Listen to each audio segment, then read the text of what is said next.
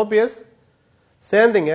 ஆணையம் அமைச்சாதான் சிபிஐ விசாரணை இருந்தாதான் நான் சேருவேன்னு சொன்னீங்க. சிபிஐ விசாரணை வேணான்ட்டாங்க. ஆணையத்தை அமைச்சிங்க. அந்த ஆணையம் அமைச்ச 4 தடவை கூப்பிட்டு ஓபிஎஸ் போனாரா சார்? சொல்லணும்ல சார், நிஜமாவே உங்களுக்கு அம்மா மேல இருக்கிற பக்தி தான், பாசம் தான், அந்த ஒரு என்ன சொல்ற நெகிழ்ச்சி கலந்த உணர்வு தான் மர்மத்தை வெளியில கொண்டு வரணும்னு உங்களுக்கு சொல்ல வச்சுச்சு. நிஜமாகவே அந்த மர்மம் இருந்தா ஆணையம் கூப்பிடாம இவர் போயிருக்கணும் சார். எனக்கிட்ட சில சந்தேகங்கள் இருக்கு, ஆதாரம் இருக்கு. சசிகலாவுக்கு எதிராக இன்னும் சிலருக்கு எதிராக என்கிட்ட ஆதாரம் இருக்கு. கொண்டு போய் கொடுத்தீங்களா? இத்தனை மாசம் 2 வருஷமா அந்த ஆணையம் நடந்துகிட்டு இருந்துச்சு. நீங்களாவும் போகல, கூப்பிட்ட போதும் போகல. அது எந்த திசையில? சசிகலாவை நோக்கியே கொண்டுட்டு போனீங்க. இதுவரைக்கும் பதிவான 100க்கும் மேற்பட்ட சாட்சிகள்ல ஒரு சாட்சி கூட சசிகலாவுக்கு எதிராக கிடையாது. நான் ஏதோ சும்மா போற போக்குல பேசல சார். நாளைக்கு எல்லாம் ஆவணமா வெளியில வரப்போகுது. நான் பார்த்துட்டேன். எனக்கு சில வாய்ப்புகள் இருக்கு. அங்க என்னென்ன பதிவு பண்ணி டைப் பண்ணப்பட்ட வரைக்கும் முழுக்க நான் படிச்சுட்டேன்.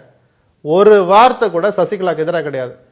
என்ன சார், அவங்க சார்பா யாராவது சொல்லிட்டு போயிருப்பாங்க. இல்ல, பொன்னையன் இருக்காரு, அவர் காஞ்சிபுரம் பொதுக்கூட்டத்தில் பேசினார். அதிமுக பொதுக்கூட்டம்.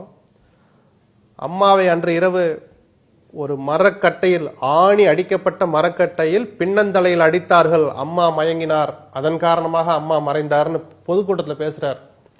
அவர் ஆணையத்தை கூப்பிட்டாங்க. இங்க வாங்க சார், ஏதோ ஒன்று சொன்னீங்களே, இங்க வாங்க, நிறுத்தி கூண்டுல நிறுத்தி நீங்க இப்படி ஒரு வார்த்தையை சொன்னீங்களா, அது என்ன சார் கட்டை, அந்த கட்டை எவ்வளவு சைஸ் சார்னு கேட்குறாங்க. ஐயா, அது எனக்கு வாட்ஸ்அப்ல வந்துச்சு. ஏன் சார், நீங்க தெய்வமாக மதிக்கிற ஒரு தலைவரை வாட்ஸ்அப்ல வந்த ஒரு கேலிக்கூத்தான ஒரு கார்ட்டூனையோ செய்தியோ மனசுல வச்சுக்கிட்டு பொதுக்கூட்டத்தில் நீங்க பேசலாமா? இப்ப புரியுதுங்களா நான் சொல்றது? பின்னந்தலையில் அடித்ததுன்னு அவர் சொன்னது சசிகலா தான் அடித்தார்னு சொல்ல வந்தார். நீங்க ஆணையத்துல சொல்ல வேண்டியதானே சார்? ஆமா, சசிகலா அடிச்சார், அந்த கட்டையினுடைய நீளம் 2 அடி, 2.5 அடி, ரத்தத்தை நான் பார்த்தேன், கட்டையை நான் பார்த்தேன், சொல்லுங்க. ஆணையத்துல சொல்லல. இல்ல, எனக்கு வாட்ஸ்அப்ல வந்த தகவல் தான் நான் சொன்னேன், என்கிட்ட எந்த ஆதாரமும் இல்ல. ஆஞ்சியோகிராம் செய்திருந்தால் ஜெயலலிதா பிழைத்திருப்பார், அமைச்சர் சி வி சண்முகம் வெளியே சொன்னார். அப்போலோ டாக்டர்கள் வர்றாங்க சாட்சியம் அளிக்க. ஆஞ்சியோகிராம் பத்தி உங்க குறுக்கு விசாரணையில கேட்கறாங்க. சார், ஆஞ்சியோகிராம் பண்ண வேண்டிய கட்டாயம் வந்துச்சா? சரி, அதை பத்தி ஆலோசிக்கப்பட்டது. சசிகலா என்ன நிலை எடுத்தார்? இதற்காகவே அமெரிக்காவிலிருந்து ஒரு மருத்துவரை வரவழைத்து அவரை வச்சு ஆஞ்சியோகிராம் பண்ணுங்கன்னு சசிகலா சொன்னார். பண்ணீங்களா? பண்ணல. ஏன் பண்ணல? எய்ம்ஸ் மருத்துவர்களில் ஒருவர் பண்ணவே வேண்டான்னு சர்டிஃபை பண்ணியிருக்கார்.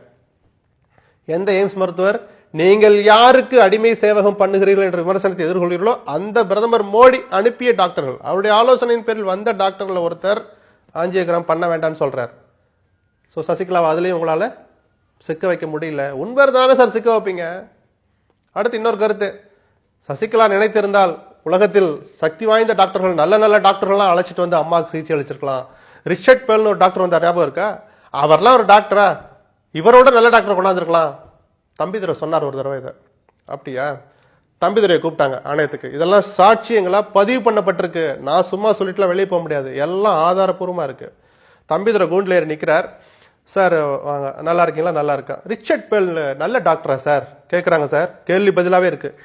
நல்ல டாக்டரா இல்லை, நான் எப்படி சொல்ல முடியும்? இல்லை சார், நீங்க சொல்லுங்க, நல்ல டாக்டரா இல்லை, எனக்கு தெரியாது அப்படிங்கிற. சரி, ஒரு டேட்டை சொல்லி, அந்த தேதியில் நீங்க லண்டன் போனீங்களா? ஜெயலலிதா மறைந்த பிறகு. ஆமா, லண்டன் போனேன். ஒரு போட்டோவை காட்டுறாங்க. இந்த போட்டோவில் யார் யார் இருக்கீங்க? நானும் டாக்டர் ரிச்சர்ட் பெல் இருக்கோம்.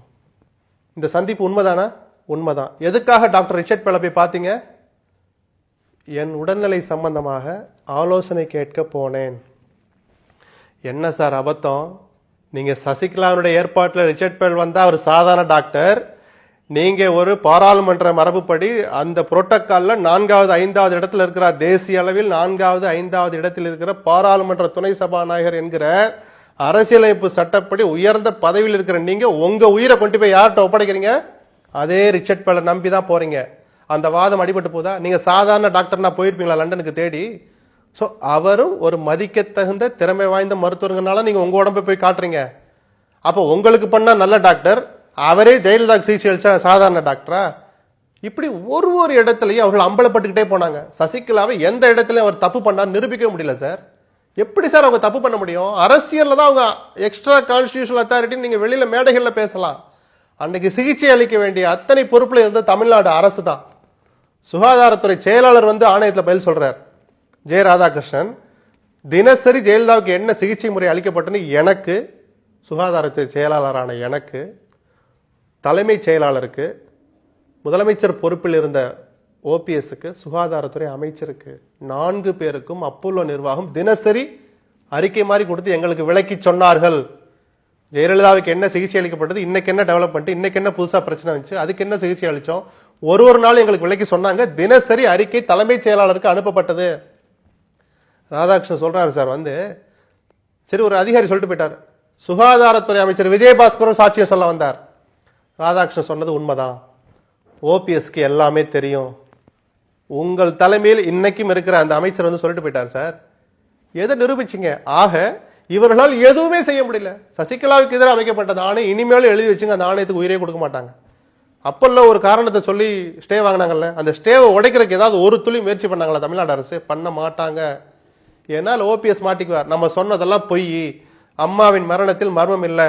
இன்னொன்னு சொல்லட்டுமா, இவர்கள் தெய்வமாக மதிக்கிற ஜெயலலிதாவை அவமானப்படுத்துவதற்கு தான் அந்த ஆணையத்தை அமைச்சாங்க. அந்த ஆணையத்தில் வெளிவந்த உண்மை என்ன தெரியுமா? பொதுமக்களுக்கு இன்னும் வரல, ஆணையத்தில் அந்த அறைக்குள்ள இருந்த அத்தனை பேருக்கும் தெரியும். குழந்தைகள் அணிகிற டயப்பரை ஜெயலலிதா தினசரி அணிந்திருக்க வேண்டிய கட்டாயத்தில் இருந்தார்.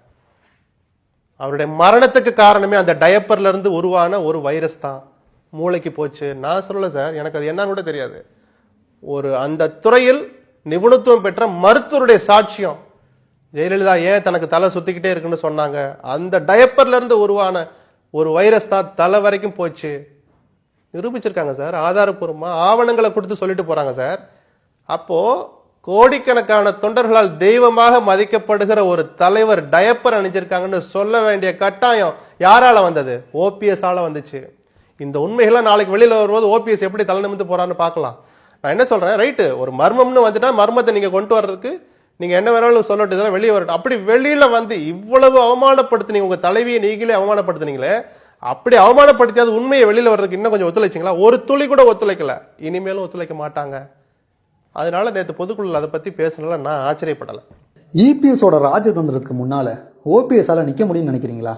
இல்ல, ராஜதந்திரம்ன்றது ரைட், ஆட்சி அதிகாரத்தில் இருக்கிறார், பணபலம் இருக்கு, எல்லாமே இருக்கு. அந்த அதிகாரத்தை பயன்படுத்தி தனக்குன்னு ஒரு ஆதரவாளர் வட்டத்தை விரிவுபடுத்த